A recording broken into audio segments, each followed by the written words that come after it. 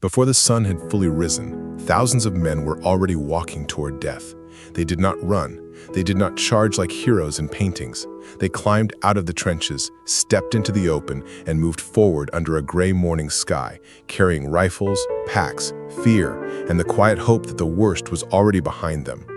For days, the guns had thundered across the Somme. The earth had been torn open. Trees were shattered into black stumps. Villages disappeared into dust. The men had been told the enemy wire would be cut. The enemy trenches would be crushed. The walk across no man's land would be difficult but possible. Some believed it. Some tried to.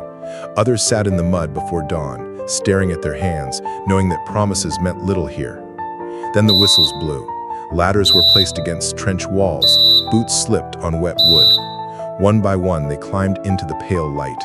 Ahead of them stretched open ground, mud, shell holes, broken wire, and smoke drifting low across the battlefield.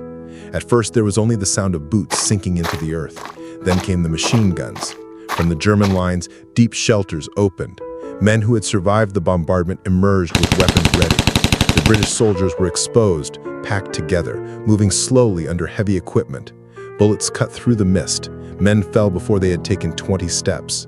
Others kept walking because there was nowhere else to go. Officers shouted orders no one could hear. The air filled with screams, metal, and the dull thud of bodies hitting mud. Entire waves disappeared in minutes. Some men dropped into shell holes and pressed their faces into the dirt, pretending to be dead while bullets snapped overhead. Others crawled toward friends who were calling for help only to be hit themselves. The battlefield became a place without time, without direction, without mercy. By mid-morning, the truth was impossible to hide. The attack had not broken the enemy. The Y was still standing in many places, twisted and deadly. The trenches ahead were not empty, and the open ground between them had become a graveyard. Men who had entered the battle as brothers, neighbors, and sons were now scattered across the mud, some silent, some still moving, some waiting for darkness, because daylight meant death. The first day of the Somme was not remembered for victory.